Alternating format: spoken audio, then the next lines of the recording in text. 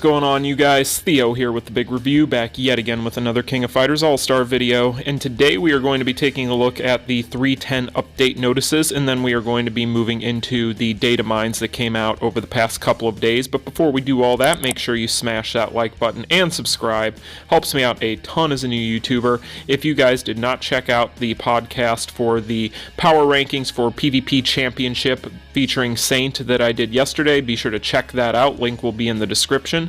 But we're going to go ahead and jump into these different in-game event notices that came out overnight because we have a lot to talk about here. So let's go ahead and start out with the in-game event notice itself. So we've known we are going to be getting some events this week for the past little while. That was kind of given to us through the global live stream thanks to Travis or Goatman or Baphomet or whatever you want to call whatever that was.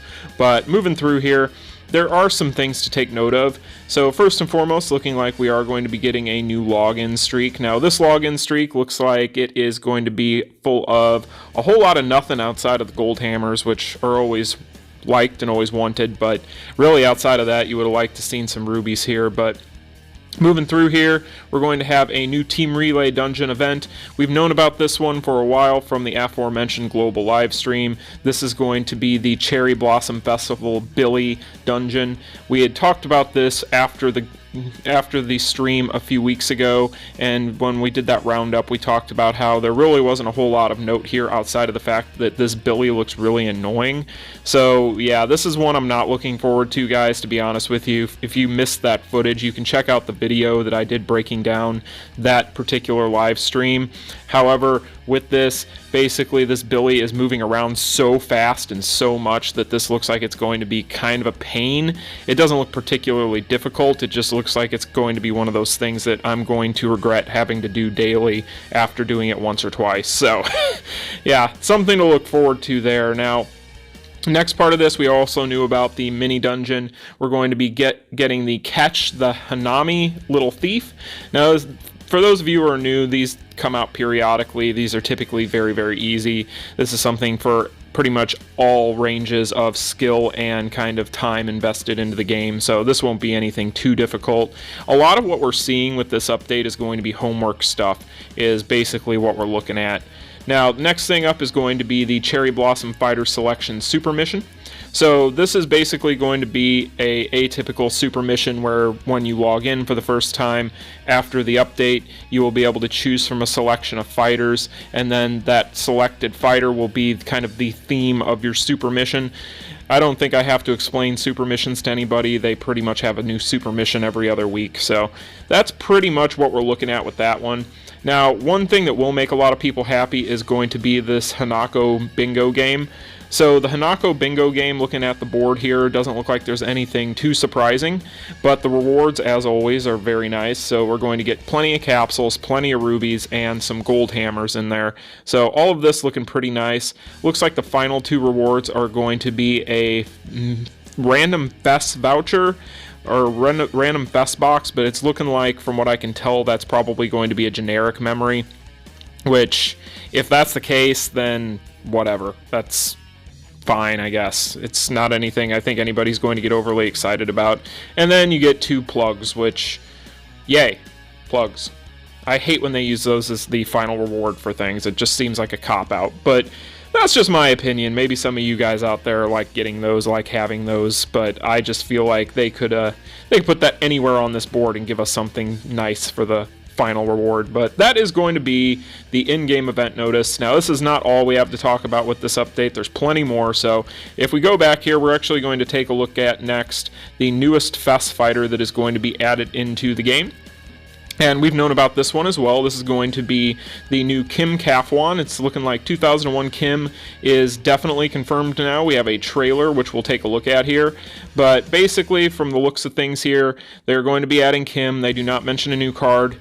So I doubt we're probably going to be getting a new card for him. It's looking like we are going to be getting the same card that we have had for the past little while, which is the Falling Phoenix Kick special card you'll see in the trailer. Now, these are going to be the package boxes. We're not going to break all these down here. We'll talk about these whenever the event goes live and decide whether or not these are worth it. Spoiler alert, 90% of the time they're not. Now, the last part of this, though, and this is actually going to come up in the last bit of news we cover for this update, is they are going to be doing another one of those in-game shop items that you can buy with rubies. This one's going to cost 600 rubies, and you're going to be able to get a cube supply, and you can buy this at a maximum amount of 20. So, what are these cubes? Because this looks to be something that they have not done in the past, and if they have, I have completely and utterly blocked it out of my memory, which could be a bad thing, could be a good thing, or it could mean that I need to go to the doctor. But look in here, when we take a gander, we're going to see all the information broken down here for this, and this is kind of, I don't know what to kind of make of this. I'm not exactly sure what we're looking at here, but I'll go ahead and go through it with you guys. So basically how you participate is you tap the Seize the Dimensional Cube icon at the right side of the lobby to enter. And then when it comes to what you're going to be doing here, you're going to complete daily missions to earn up to 4 attacks each day, and then you're going to attack Omega Rugel at the event page to obtain rewards and get a chance to seize cube supplies. So basically it's saying here that Omega Rugel's HP level will decrease upon repeated attacks. A special reward will be given when the level decreases. So that is very vague. Anytime Netmarble does these kinds of breakdowns, I don't know about you guys, but it's like almost impossible to follow what they're trying to tell you. They do a very bad job of breaking these things down in these things, but your guess is as good as mine on this. Again, if they've done this before, I completely forgot all about it. Next up with this, it's going to say consumed HP per attack. Decreases Omega Rugel's HP by 50 with each attack. So looks like each time you attack him, you're going to decrease his HP by 50, and you can do this up to 4 times per day. Now, looking at it here, it's looking like they do have the HP tiers listed, so you're going to see that level 1, level 2, level 3, so on and so forth. So I'm assuming that we've got to break him down over the course of the event and eventually obtain the rewards that he is giving. I'm assuming that's what they're talking about here, but it's kind of tough to follow what they've got here. It would be nice if they would give you kind of visual guides, but I digress. Maybe that's asking too much from Netmarble. And then next up here, it's going to give you the rewards, and the rewards here are actually pretty interesting. So basically what you're going to see here is for each time you take the tier down to the next tier by attacking this Rugel, as you'll see here, the different tiers, and then you'll see the different rewards per tier. So you're going to get those cubes that we already talked about that you'll be able to buy in the shop for 600 rubies, which my opinion of that I will let you guys know, but I'm assuming it's probably not going to be worth your rubies at this point, especially after the SS banner and with everything that we are expecting here in the near future. But these mileage rewards for this are pretty darn nice. You're going to see that you get some fighter summon tickets, those cubes as we said, and then you're going to get a FES fighter voucher, and that's going to be a volume 11, which to my knowledge is the most up-to-date one, probably without Kim, I would assume, but we'll have to wait and find out. But overall, that's 15 fighter summon tickets, which is pretty nice, and then you are going to be able to get up to, it looks like, 3 of those cubes. So overall, these are looking like pretty nice rewards.